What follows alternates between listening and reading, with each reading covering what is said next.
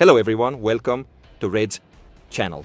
The topic of today's video is the Yamaha Tracer 9GT 2025.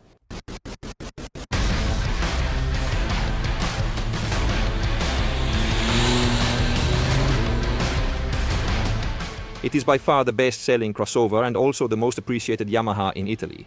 It's logical that Yamaha has a special focus on the Tracer 9. And it is no coincidence that the Yamaha A3 SR9 GT Plus won our highly followed 2023 crossover comparison. However, the star of today's video is the Tracer 9 GT, which is the mid-range equipment, if we want to call it that, of the Iwata crossover. Mid-range, but never so complete, because Yamaha has packed the 369 GT with features. A bit like around here, since we are in Sorrento, they stuffed the baba with rum. I recommend you get comfortable because there are really many things to tell about this motorcycle.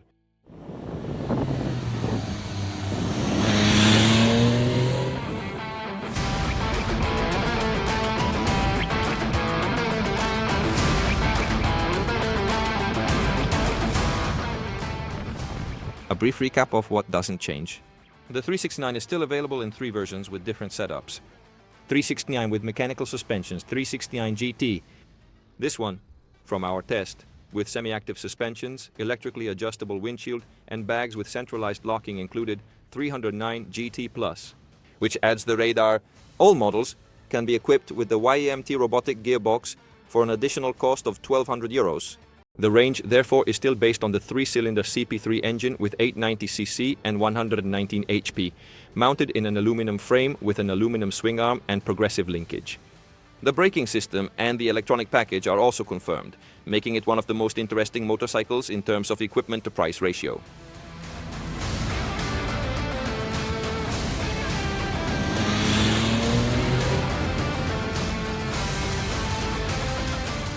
The real novelty, however, is placed right here. At the front, for those who complained about the small headlights of the 3SR9, Yamaha has responded with a lighting system worthy of a stadium. We're talking about adaptive LED matrix headlights, a solution that in this configuration is debuting in the motorcycle world, and which, besides having the expected cornering function that almost everyone has now, in this case it is managed by a small front camera capable of reading light conditions, thus modulating the high beam. I try to simplify as much as possible. The matrix LED headlight always offers the maximum available illuminating power, but if the camera detects a vehicle or a light source in the opposite direction, the system only turns off the LEDs that could dazzle the other vehicle, leaving the rest of the headlight at maximum power. A solution that only certain premium cars which I have had the chance to test can boast, and I assure you that during night driving it is really very, very effective.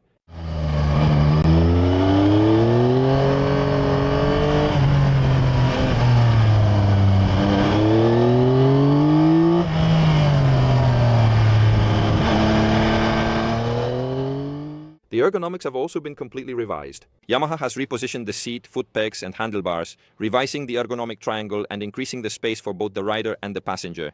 The seat is also new, revised in shape and padding.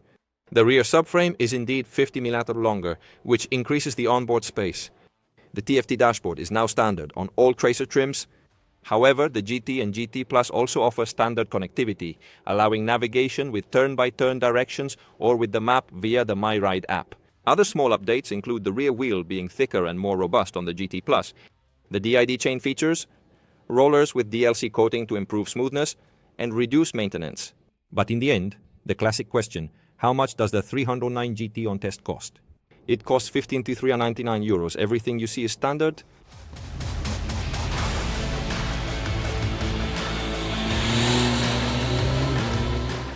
We are on board the new 309 GT. Let's see what you find when you get on the revamped Yamaha crossover. First of all, keyless start, as you have seen, so you keep the pod in your pocket, new 7-inch instrumentation. And also, the control block that we have already learned to see on the MT-09, with a 5-way joystick, so 4 up, down, right and left, plus enter, and the home button. And the self-canceling turn signals typical of Yamaha. So, there are many things to see here because the instrumentation is really complete.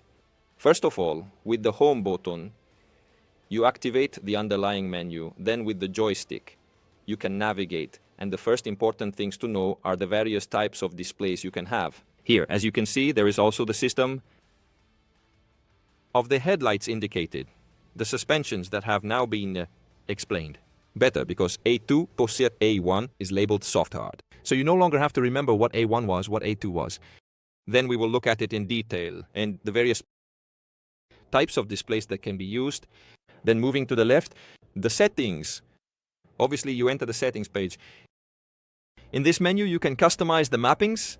As you know, we have Sport, Street, Rain, and then 2 custom modes that can be customized as desired, including the suspensions. So when we go to choose suspensions, you see that hard comes up, then soft, and then C1, C2, which are, let's say, effectively the electronic screwdriver. There are also graphics that explain to you. They explain well what the various systems do, like the SCS, the anti-sway, the IF, which is the anti-wheelie, the traction control, and the power levels. Let's return to our setting system stability control. It's a new menu that allows you with a single button to disable all controls at once. Let's say, like the setting of the heated grips. And this is interesting because having the matrix LED headlights, you can manage the response of the headlights. So typically, by default, it remains in the middle. But you can also have a faster or slower activity. But above all, this is interesting since it's not a car. A motorcycle can travel on both the right and left side of the road. If by chance it's sold or you go on vacation to places where you drive on the left, you can choose the lane, let's say the lane in which you will be driving. And so the system will adjust the headlights according to the lane you are in. This is very intelligent. Then there are other shift indicators. In short, the various menus, including the suspension, calibration, etc., etc. Let's go back. Here this menu manages everything, including the heated grips, the windshield that can be raised or lowered electronically, all with the same joystick. Music, there are really many functions. Everything is very well designed. Here is the cruise control. With one button, you activate the cruise control. With one button, the second press activates the speed limiter, and then it is managed with the slider. The mode button allows you to change the various riding modes directly, even while driving. Let's say that in terms of electronics, there is really a lot. The novelty of the new 3SR9 is also the small compartment here on the side, which can hold an iPhone 16 Pro Max with a USB port to charge, a second port, and here a USB-C. So, in terms of equipment, let's say we are really at the top. This motorcycle adds the side bags, as standard with centralized locking under the seat that allows you to lock all the bags at once. I would say that's all here. We are in the information screen, and so we have all the trip information always visible. Let's say it's a very complete instrumentation, very well made and truly flagship worthy, which is what this 369 GT aims to be.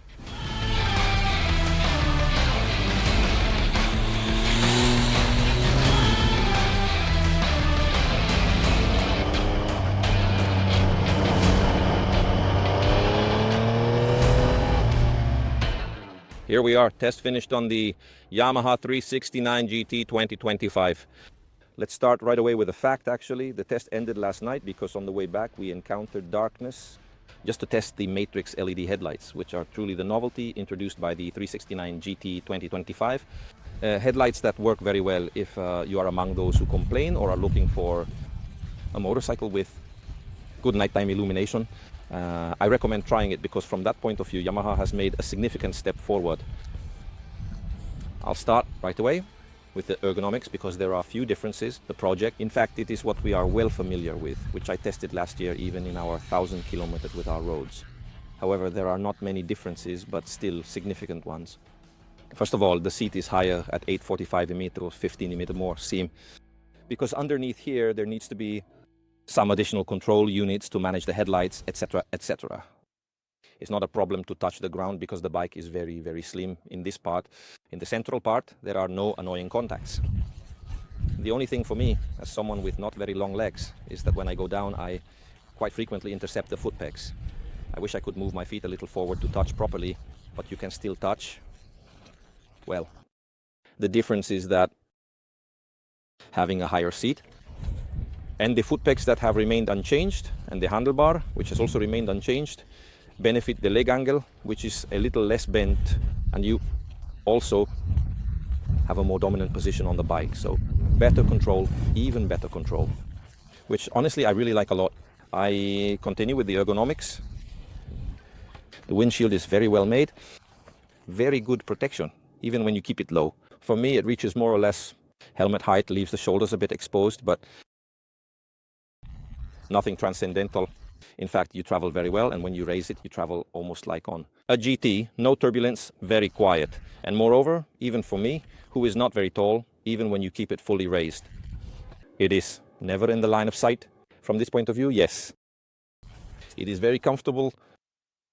I must say that this part of the frame has been extended by 5 centimeters to gain space for the rider and passenger. Indeed, I also got on as a passenger, and I must say that there is a nice amount of living space between the driver and the person behind. So from this point of view, a step has been taken forward in the touring direction. For those who want to travel as a couple, they will definitely find the 25 a bit more comfortable, especially for the passenger compared to the 24. And moreover, I didn't remember, but there is a lot of space, as you can see, from platform to platform. So you can also move your feet back, and it's not bad at all. Other commodities. The small compartment can fit an iPhone 16 Pro Max without a case, with its well-made charging port, not too plasticky solid. So Yamaha always manages to be very attentive. Two things that could be improved, in my opinion, are the cables that reach the handlebars electrical blocks, which could perhaps be placed in a sleeve. A bit more elegant instead of being wrapped in tape would give an additional touch of quality. Let's say to the bike that, however, everything you see here in front is really high level. Very nice switches, very readable instrumentation, very easy to use the switches, the cruise control works very well. That is, everything underneath here is functional. I reconnect to the ergonomics, as I was saying, everything is good, everything is good. Yes, except for the seat, which remains a very firm seat. In terms of padding, well shaped. Certainly, it tends to rise a bit at the back, so it tends to push you forward a bit. But I don't mind the shape. It's also very wide, however. The padding is nice and solid. So if you spend many hours on the bike, I absolutely recommend getting a comfort seat. Yamaha has it among the accessories because this padding is really for a sports bike, so to speak. And the bags that come standard on the GT this time also have centralized locking. Below here, you can lock or unlock them. And moreover, they are also illuminated. One thing I would like, if I had to think about a future Series 3, is to have bags a little better integrated into the design of the bike and with a slightly more regular shape to load luggage even better. Because so in this, there might be someone in the segment who has been a little more attentive.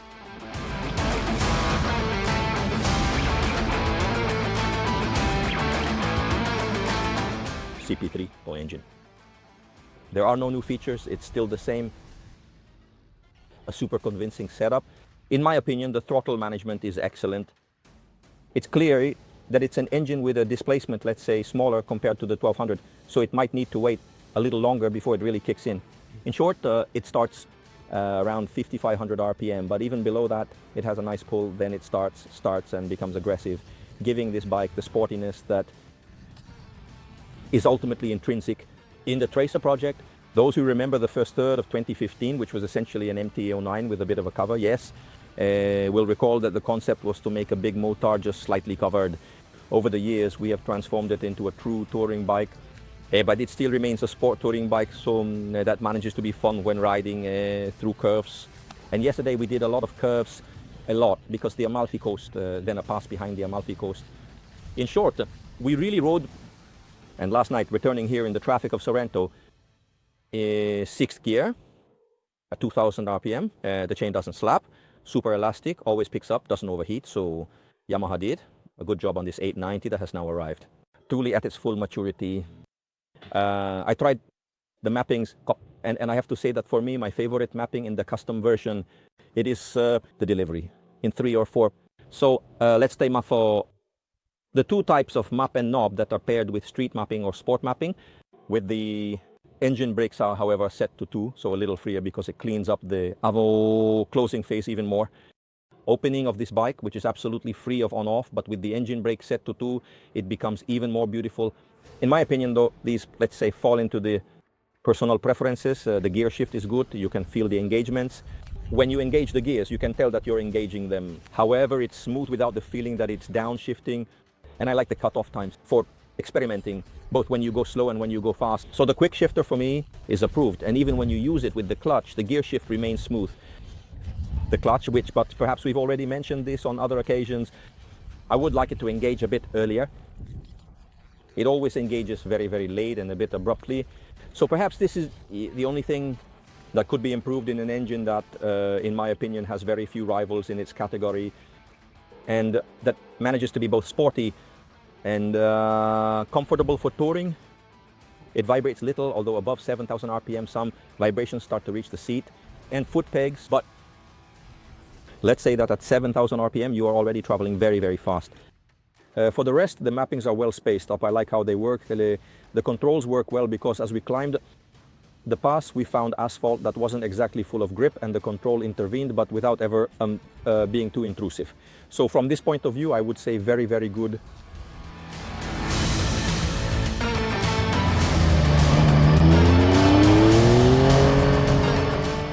Let's move on to the chassis. Here too, there are no new features. Semi-active Kayaba suspensions, excellent level.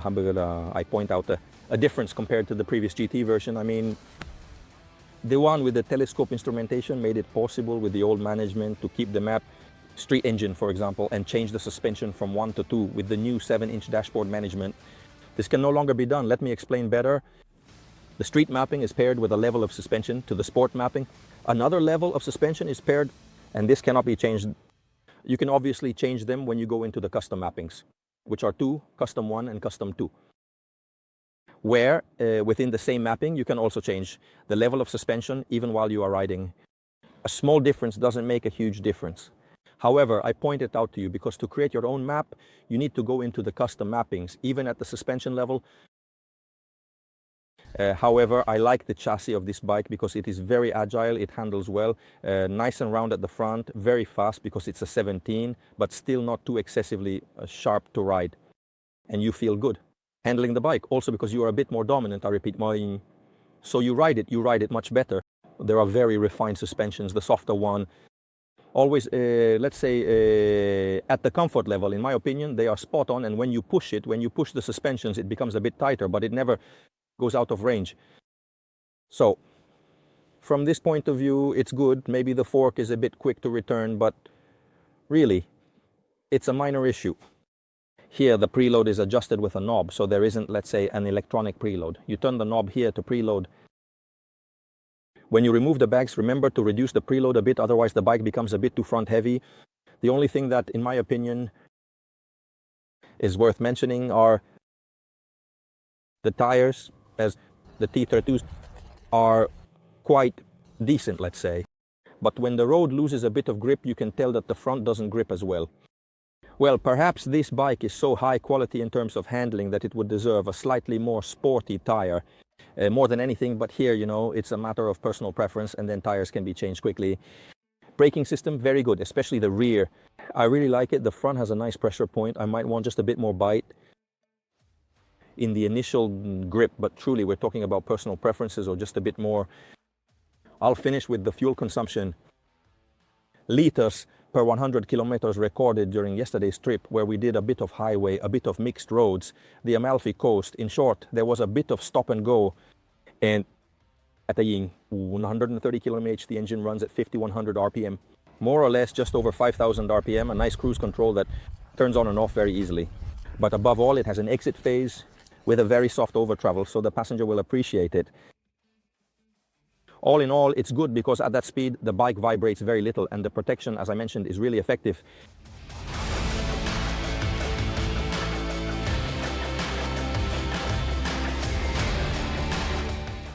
I conclude with a consideration on the crossover segment, which is now very trendy.